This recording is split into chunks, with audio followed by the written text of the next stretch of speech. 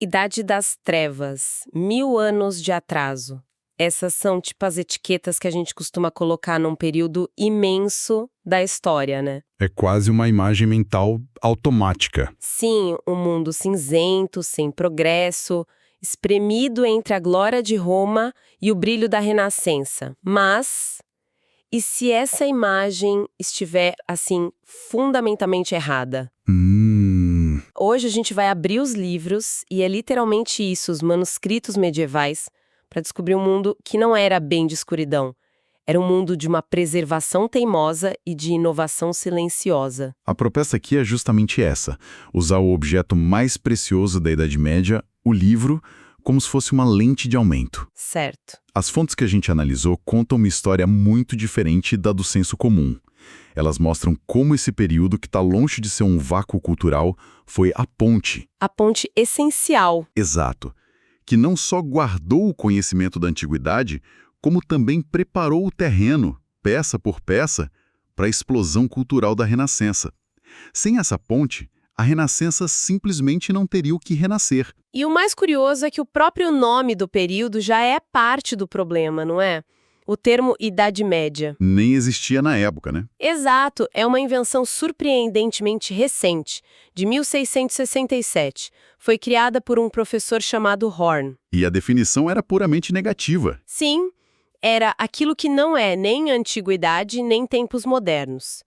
Ou seja, uma forma de os pensadores do Renascimento e do Iluminismo olharem para trás. E se sentirem superiores. Exatamente. Olha, o historiador Albert Paufillet disse algo que resume isso perfeitamente. Ele diz que o termo em si não tem maior valor que um sinal algébrico. É só uma convenção, uma etiqueta. E até os limites de tempo são meio fluidos, né? Totalmente. A gente fala em 1000 anos, mas onde começa e onde termina? Uns dizem do século V ao XVI. Outros dividem em alta e baixa Idade Média. E tem quem restrinja mais. Sim, aos 400 anos antes da Renascença. Para nossa análise aqui do livro, faz mais sentido usar o critério mais amplo, de 500 a 1500. Do início dos grandes mosteiros até a invenção da imprensa. Exato. Porque a história do manuscrito medieval é, na sua essência, a história da vida monástica. Então vamos mergulhar nesse cenário. Se a gente pudesse viajar no tempo para a Europa do século VIII, para o reino de Pepino, o Breve, o que a gente encontraria? Não as grandes cidades como Roma, mas uma paisagem assim toda pontilhada por mosteiros. Uma rede. Uma rede vastíssima, com centros enormes como Saint-Martin de Tours e outros menores. Eram ilhas de poder, de riqueza e, para o que nos interessa, verdadeiras fábricas de conhecimento. Fábricas é um bom termo, mas tinha uma dimensão espiritual que a gente às vezes esquece. Tinha. Copiar um livro não era um trabalho mecânico. Era um exercício de piedade, um ato sagrado que podia aprimorar as virtudes de um monge. Certo. O prior Guinness, da Grande Cartucha, descreveu os livros como o eterno alimento das nossas almas. A atividade unia o trabalho manual, o intelecto e a fé. E essa reverência chegava a níveis que hoje parecem fantásticos. Tem uma história nas fontes que ilustra isso de um jeito muito poderoso. Sim, a parábola contada pelo abade Teodorico é uma janela para a mentalidade da época. Como era? Ele dizia que existia a crença de que uma letra traçada neste mundo vos resgatará de um pecado no céu. Nossa! E a parábola era sobre um monge que, em vida, foi muito pecador, sabe? Cometeu todo tipo de falta, mas tinha uma virtude. Era um copista incansável. Ah! Quando ele morreu e chegou para o julgamento final, de um lado da balança, os anjos maus empilharam todos os pecados dele. Do outro, os anjos bons apresentaram cada letra que ele havia copiado. Todas as letras. Todas. A pilha de letras cresceu, cresceu e por uma única letra superou a pilha de pecados. E ele foi absolvido. Que imagem impressionante. Então, para eles, cada letra tinha um peso literal na balança da salvação? Isso muda tudo. Muda completamente. Mas, por mais espiritual que fosse, era um trabalho humano. E por isso, cheio de desafios, de erros. Claro. Erros de cópia eram comuns. Mas o maior obstáculo, a grande barreira intelectual da época, era a língua grega.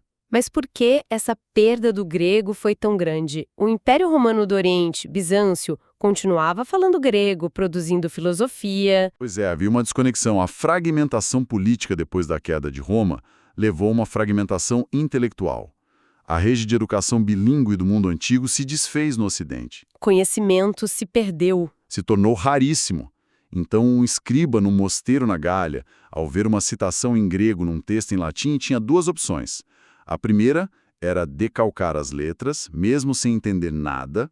E a segunda? A mais comum era simplesmente admitir a ignorância e escrever ao lado. Grae com est, non legitor. É grego não se lê. Virou quase um provérbio da época, então. Precisamente, uma confissão de uma fronteira intransponível do conhecimento. Tem um exemplo concreto disso nas cópias medievais das Noites Áticas de Aulo Gélio. Que é um livro cheio de citações em grego. Exato. Em muitos manuscritos medievais, os espaços onde essas citações deveriam estar estão simplesmente em branco, ou com a anotação non legitor. O conhecimento estava ali na página, mas a chave para decifrar tinha sido perdida. Exatamente. E falando do livro como objeto, ele não ficou estático, né? As fontes mostram que o manuscrito medieval passou por verdadeiras revoluções tecnológicas. A primeira foi no formato. Sim, a passagem do rolo para o códex. O mundo antigo lia em rolos, os volumina. Que eram difíceis de manusear, imagino. Muito, você precisava das duas mãos, era impossível fazer anotações e para achar um trecho específico, um pesadelo. O Codex, que é basicamente o formato de livro que a gente usa hoje, foi uma invenção revolucionária. Mais prático de consultar, de guardar. Muito mais. Foi uma mudança tão grande quanto a do livro físico para o digital, sabe? Mas havia exceções, certo? O formato de rolo não sumiu por completo. As fontes mencionam um caso bem específico e fascinante. O rolo dos mortos. Era uma tradição belíssima. Como funcionava? Quando um monge ou freira importante de um mosteiro morria, a notícia era escrita numa folha de pergaminho. Essa folha era levada por um mensageiro a outras abadias. E em cada parada, os monges locais adicionavam suas preces, homenagens, às vezes poemas. Uma nova folha era costurada anterior e o rolo seguia a viagem. Nossa, ele ia crescendo. Exato. Se transformava num imenso panegírico coletivo. Um memorial itinerante que podia chegar a vários metros de comprimento. Que coisa incrível! E, além do formato, o material também mudou. A segunda grande revolução. Saiu o papiro, entrou o pergaminho. Exato. O papiro é frágil. Não gosta do clima úmido da Europa. O pergaminho, feito de pele de animal, é absurdamente mais resistente. Foi essa durabilidade que tantos textos chegaram até nós. Mas tinham um problema. Gigantesco. Era um material raro e caríssimo. Uma única Bíblia podia exigir o couro de um rebanho inteiro de ovelhas. E essa escassez de matéria-prima deve ter gerado consequências práticas, né? Gerou duas práticas muito interessantes. A primeira foram os palimpsestos. Raspados de novo. Isso. Quando um texto era considerado menos importante, muitas vezes obras de autores pagãos, os monges literalmente raspavam a tinta para escrever um texto cristão por cima. Que hoje, com tecnologia, a gente consegue ler o que estava embaixo. Exato. O famoso De República, de Cícero, sobreviveu assim. A segunda prática foi a otimização máxima do espaço.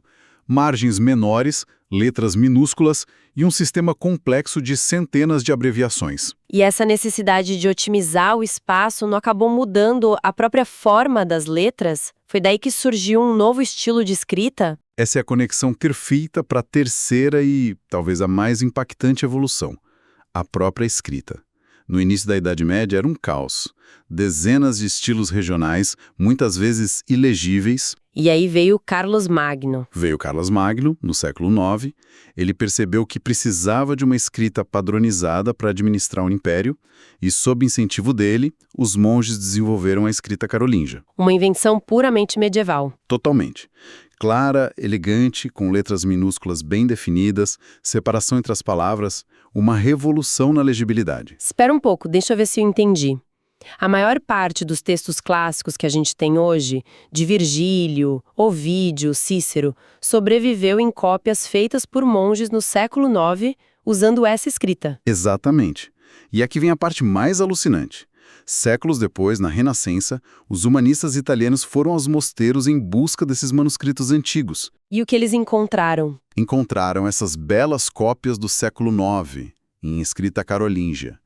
Eles pensaram erroneamente que aquela era a escrita autêntica dos romanos. E gostaram. Adoraram a clareza, a elegância, adotaram, refinaram, e foi essa escrita, a humanista, que serviu de modelo para os primeiros tipos de imprensa. Não acredito! Pois é, as fontes romanas, como a Times New Roman e itálicas que a gente usa hoje nos nossos computadores, são descendentes diretas daquela inovação dos monges de Carlos Magno. Isso é inacreditável. A fonte que eu tô lendo agora, na pauta, só existe porque um humanista do século XV achou bonito uma escrita criada por um monge no século IX.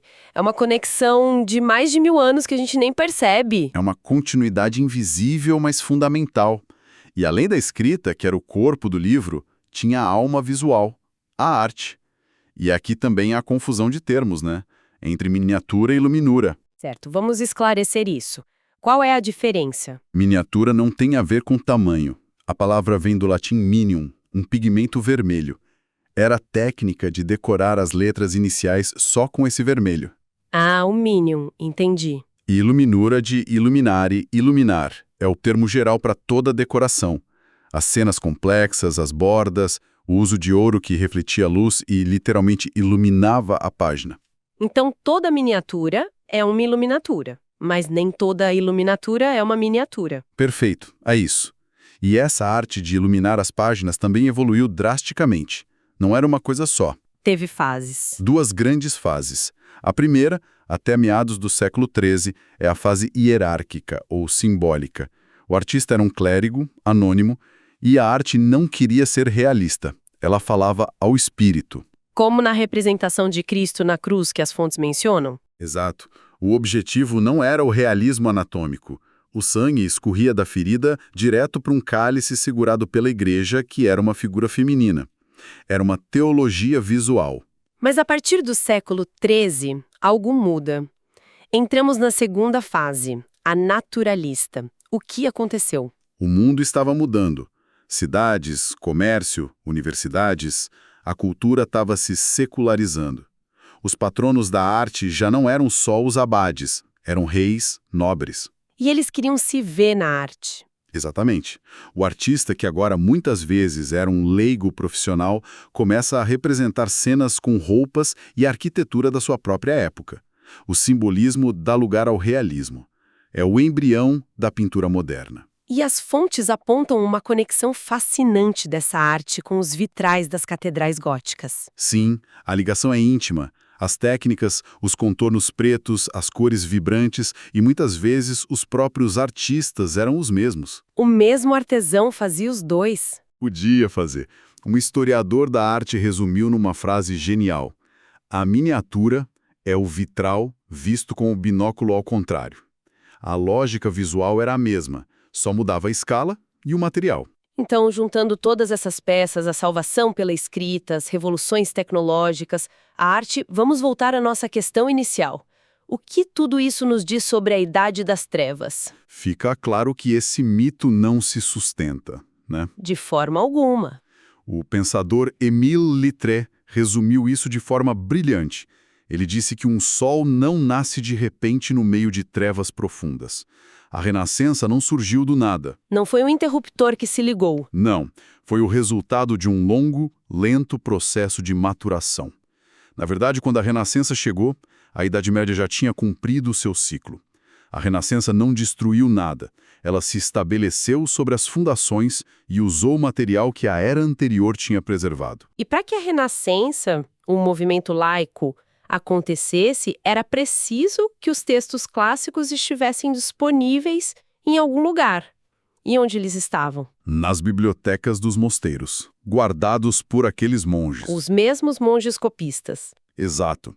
Essas bibliotecas funcionaram como enormes silos de conhecimento. O livro medieval teve então uma dupla função histórica. A primeira, consciente, foi conservar o saber antigo. E a segunda? Totalmente involuntária. Foi preparar o arsenal intelectual para o movimento que, ironicamente, o substituiria. O manuscrito foi o elo técnico que ligou o papiro ao papel, a escrita manual ao livro impresso. Não houve uma ruptura, mas uma continuidade. Exato. Como disse o grande historiador Johann Huizinga, não existe uma linha demarcatória clara entre a Idade Média e a Renascença. Uma se transforma na outra. Portanto, o manuscrito medieval está longe de ser um vestígio de uma época obscura. Ele foi o veículo, a ponte construída letra por letra que conectou o mundo antigo ao moderno. Sem ele, a nossa cultura seria irreconhecível. Os 10 séculos de 500 a 1500 não foram uma noite escura, mas talvez um longo crepúsculo. Um tempo de conservação, de preparação, cujo trabalho paciente nos mosteiros permitiu que a Renascença tivesse o que renascer. E para deixar uma reflexão final, as fontes mencionam um detalhe que parece um paradoxo para a gente. Muitos livros religiosos de profunda piedade tinham ilustrações profanas, às vezes até indecentes nas margens. Sim, as drolerias. Macacos vestidos de bispos, cavaleiros lutando contra caracóis gigantes. E isso não parecia chocar os leitores da época. A decoração parecia ter uma função autônoma, quase independente do texto sagrado. É um detalhe que desconcerta a nossa sensibilidade moderna e levanta uma questão fascinante. Como a mente medieval conseguia separar o sagrado do texto e o mundano, às vezes irreverente, da arte na mesma página? O que isso revela sobre a relação deles com a fé, o conhecimento, a imagem? Talvez fosse uma relação muito mais complexa, mais flexível e, quem sabe, até com mais senso de humor do que a gente imagina.